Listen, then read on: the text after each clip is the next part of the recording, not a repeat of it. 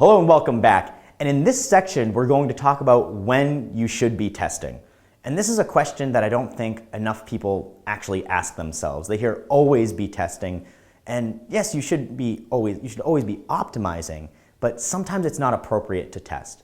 So there's two questions you have to ask, and I'm going to jump into the first one right now. So the first question to ask is strictly putting, can I actually test this page? Will I get statistically significant results over a reasonable time period?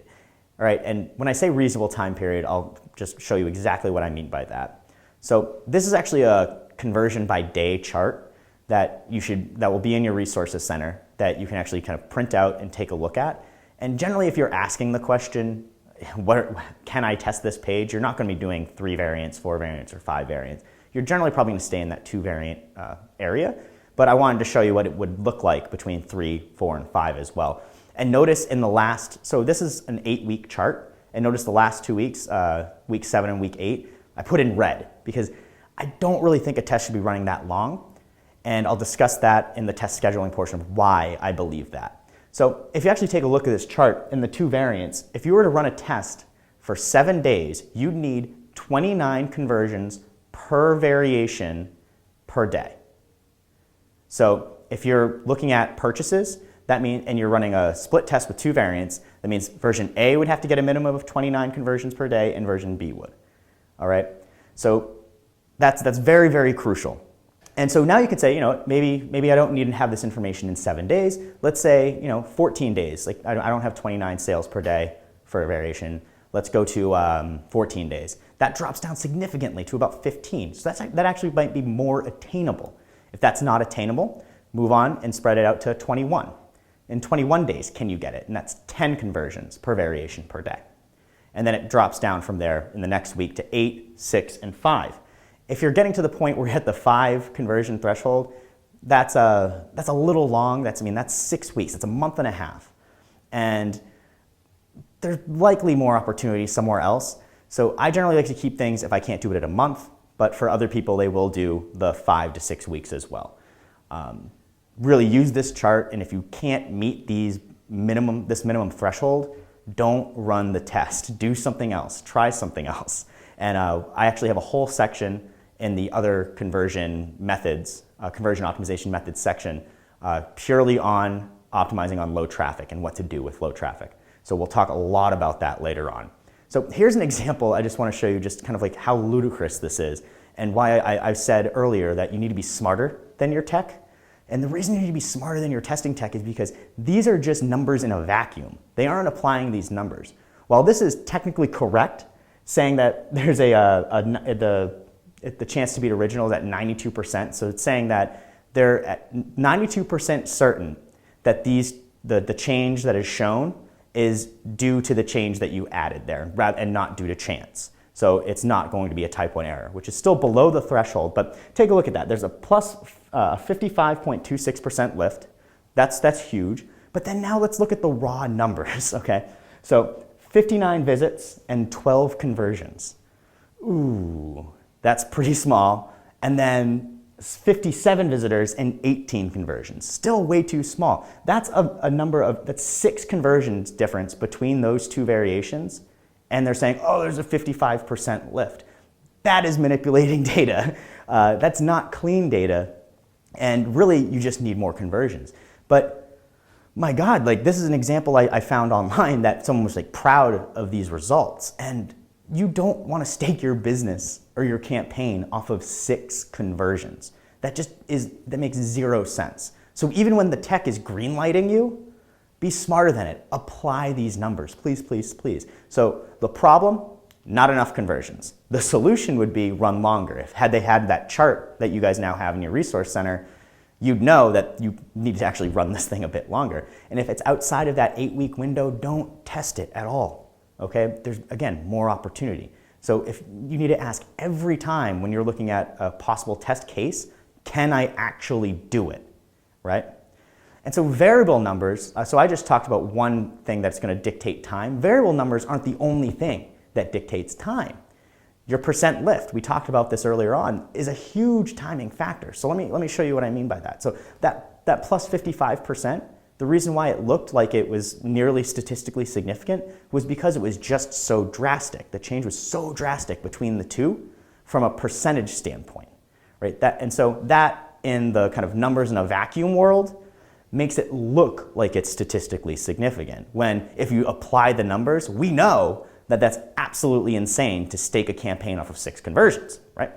So here's exactly what I mean by how you select a page based off of the percent lift. And I'll actually show you this using GPower again. So here we have an example of just a z-test, which is what most of our things are based, all tests are based off of right now. But what I want to actually point your attention to is the input parameters that are there. So let's say the proportion 1 that you know, so you know your conversion rate is 20% on a page, right? And you know you want to stick to the standard confidence level, which would be 95%, so you input 0.05. And for power, you could have 0.8, which would actually drop things down, but this is 0.95, which is just a bit better, all right? And so then you put your sample size in for your variations. Say you have 10,000 people that visit that page, just split it in half, right? So 5,000, 5,000. So what this is going to tell me when I hit enter on this, it's going to tell me what the proportion I'd need to see for the next variation, what proportion it would need to have for there to be statistically significant results based off of just this data set. So if you point it out, it says that proportion 2 would need to be at 0.22%. So it needs to be a 0.22. So it needs 22% is the conversion rate we'd need. So that's a 10% lift. So in order to get statistically significant results, we need to make sure that this page could actually get a 10% lift. And in most cases, you could probably pull this off, but if you put numbers in this thing that says it's going to need like a 60% lift, you're likely not going to get that. So this page might not be worthwhile if you have low traffic. But if it's something within like the 10 to 30% mark, you can definitely pull that off. So run this before you actually pick out a test to make sure that you know that you could actually what the expected lift would be for that data set. All right. And another thing that's going to dictate time is that average error, that 95%, the alpha. And so confidence rate will actually do that as well. So real quick, this is what a confidence rate is. A confidence rate is the percentage chance that the observed lift is due to the change and not randomness. So it's telling you there was a change and saying that it's not imaginary. So in other words, it helps avoid a false positive. So it's just because it's like a false alarm, like you saw a lift and you want to make sure that it's actually due to the work you've done. So that's what a confidence rate will do. The confidence rate's limitations, though, is it only tells you a change is observed. That's all it tells you. It tells you nothing about, you're going to see those results over and through and through. Say you see a 15% lift in your second variation. Yes, the confidence rate says there was an observed change, but it's not saying, it's always going to stay 15%. It's not saying that's going to be static. The accuracy of this change is something that's called the confidence index. So let me give you an example. All right, so this is just one of actually our tests that we had run, and you can see that, and I just want to point out, it says 100% confidence rate. You can never have 100% confidence rate. There's always room for at least a 0.1% piece of error. That's just bad math, and I've actually contacted VWO and other people as well, and they just say they just do it there for ease, and that 100% is assumed as 99.9. Just letting you know, so anybody who might be a math whiz out there that goes, oh, that's 100% can't exist. It doesn't, and I just wanted to acknowledge that. But so you see our lift, it says 60.9%, all right? And then this right here, that small little number that the arrow is pointing to, the 0.64, is saying that there's a plus or minus 0.64 from that conversion rate that you'd expect to see. So at 5.15, you could either see probably a 5.79, it could go as high as 5.79, or then go as far down as what, 5.0 something. It can go down to the 5% margin. So just because there is this, the confidence rate says there is a change, you need to make sure that this confidence index is showing you, or this conversion index is showing you that it's not a wide index, because you don't want them overlapping. Remember that example I showed you with the very small conversion rate? They had 12 and 16 conversions, or 12 and 18 conversions.